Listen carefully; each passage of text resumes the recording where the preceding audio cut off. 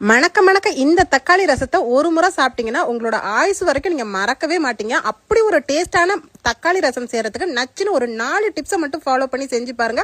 நீங்க வைக்கக்கூடிய ரசம் பக்கத்து வீடு என்ன பக்கத்து தெருவே மணக்குங்க. சோ வாங்க எப்படி செய்யலாம்னு பார்க்கலாம். தக்காளி ரசம் வந்து டேஸ்டா இருக்கக்கூடிய அந்த ஃபர்ஸ்ட் சீக்ரெட்டான டிப்ஸ் என்னன்னா, பழங்களை முதல்ல வந்து நல்ல பழமா எடுத்துக்கணும். பழுத்த பழத்துல மட்டும்தான் தக்காளி ரசம் வந்து டேஸ்டா இருக்குங்க. அதுல உள்ள அந்த மேல உள்ள அந்த விதைகளை வந்து இப்படி வந்து கத்திய வச்சு எடுத்துருங்க. இல்லைன்னா வந்து இது வந்து உடல் நல்ல பாதிப்பை வந்து ஏற்படுத்தும். அதனால இதை எடுத்துட்டு இப்ப வந்து நல்ல மைய வந்து கையிலே வந்து கடைஞ்சு எடுத்துடலாம். சோ இந்த மாதிரி கடைஞ்சிட்டு இதுல உள்ள தோல்லாம் எடுத்துடணுங்க. இதுதான் முத டிப்ஸ். இதுல வந்து நம்ம லைட்டா மஞ்சத்தூள் சேர்த்துக்கங்க. மஞ்சத்தூள் சேர்த்துட்டு இதை நல்லா மிக்ஸ் பண்ணி கொடுத்துட்டு இதுல கரெக்டா வந்து ஒரு 3 டம்ளர் அளவுக்கு தண்ணி சேர்த்துக்கலாம். நான் வந்து குட்டி செம்புல ஒரு செம்பு சேர்த்திருக்கேன். இதுல கொத்தமல்லி தலைகளையும் இதை வந்து அப்படியே வந்து பிசைஞ்சு விட்டுருங்க. பிசைஞ்சு விட்டுட்டு இந்த தக்காளி பழம் வந்து பார்க்கும் போதே பாருங்க எவ்வளவு சூப்பரா இருக்கு. இன்னும் நம்ம மசாலாவே ஸ்டார்ட் பண்ண ஆரம்பிக்கல. சோ சூப்பரான டேஸ்டான மசாலாக்கு தான் ரெண்டாவது டிப்ஸ். சோ இப்ப இதுல ஒரு குட்டி நெல்லிக்காய் அளவு நம்ம புளி சேர்த்துக்கலாம். ஏன்னா தக்காளி பழம் ரசம்ன்றதுனால புளி ரொம்ப தேவையில்லை. இதுக்கு 1/4 ஸ்பூன் வந்து வெந்தயம் சேர்த்துக்கங்க. 1/2 ஸ்பூன் வந்து ஜீரகம், 1/2 ஸ்பூன் வந்து மிளகு சேர்த்துக்கலாம். இதோட பாத்தீங்கன்னா கருவேப்பிலை, காய்ந்த கருவேப்பிலை போட்டு 1 ஸ்பூன் வந்து மல்லி சேர்த்துக்கலாம். இதை நல்லா கொரன்னு அரைச்சு எடுத்துடலாம். இதுல 2 பச்சை மிளகாயும் ஒரு 4 பூண்டு பல்லையும் போட்டு மறுபடி அரைச்சிட்டீங்கன்னா இது தாங்க ரெண்டாவது ஒரு சீக்ரெட்டான டிப்ஸ்.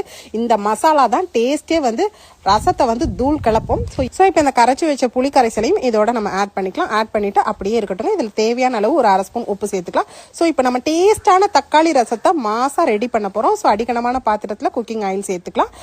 எண்ணெய் வந்து கடலெண்ணெயா இருந்தா ரொம்பவே நல்லா இருக்கும். சோ கடுகு உளுந்தம் பருப்பு, பெருங்காயத்தூள் சேர்க்கணுங்க. பெருங்காயத்தூள் ரொம்ப முக்கியம். பெருங்காயத்தூள் ஒரு சிட்டிகை சேர்த்துக்கலாம். பெருங்காயத்தூளுக்கு அப்புறம் கடுகு உளுந்தம் பருப்பு சேர்த்துக்கலாம். இதுல வந்து ஃப்ரெஷ்ஷான கருவேப்பிலையும் 2 காய்ந்த மிளகாயை 2 கிள்ளி சேர்த்துக்கங்க. இப்ப நம்ம அரைச்சு வச்சிருக்கோம் விழுதுல அதுல ஒரு பாதி அளவு இதுல சேர்த்துக்கலாம். இந்த கொரன்னு அரைச்சம் பார்த்தீங்களா, மிளகு, ஜீரகம் இதெல்லாம் இந்த மசாலா மணக்க இருக்கும். சோ இந்த மாதிரி வதக்கும் போதே சூப்பரா இருக்கும். இதுதான் 3வது டிப்ஸ். இந்த மாதிரி வதக்கி செய்யும் போது மட்டும் தான் தக்காளி ரசம் செம்ம டேஸ்டா இருக்கும். சோ 3வது டிப்ஸ் கண்டிப்பா மசாலாவை வதக்க மறந்துடாதீங்க. சோ இப்ப வந்து ஃபைனலா நம்ம தக்காளி பழம் ஜூஸ் ரெடி பண்ணி வச்சிருக்கோம். அதை இதோட ஆட் பண்ணிக்கலாம். ஆட் பண்ணிட்டு இன்னும் கொஞ்சம் தேவைன்னா நீங்க உப்பு இதுல ஆட் பண்ணிக்கலாம். ஏன்னா நம்ம ரசத்துக்கு தண்ணி அதிகமா சேர்க்கறதுனால நம்ம உப்பும் கொஞ்சம் சேர்த்துக்கணும். இப்ப அந்த மசாலால கொஞ்சம் எடுத்து வச்சிருக்கேன்.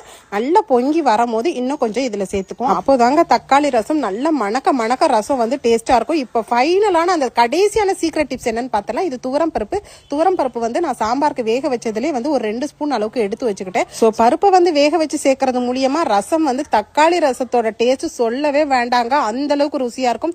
இது வந்து இருக்கிறவங்க தாராளமா சேர்த்துக்கலாம். இல்லைன்னா கூட நீங்க ஸ்கிப் பண்ணுங்க. அப்படி இருந்தும் ரசம் செம்ம டேஸ்டா இருக்கும். இதுதான் நம்ம செய்யக்கூடிய அந்த தக்காளி ரசத்தோட ஃபைனலான டிப்ஸ். அவ்வளவுதாங்க, முடிஞ்சிருச்சுங்க. இப்ப நல்லா வந்து கிளறி விட்டீங்கன்னா பாருங்க, பார்க்கும் போதே அப்படி அள்ளி கையில குடிச்சிடலாம். அந்த அளவுக்கு டேஸ்ட் அப்பப்பா செம்ம டேஸ்டா இருந்துச்சு. அம்புட்டு ருசின்னு தான் சொல்லணும்.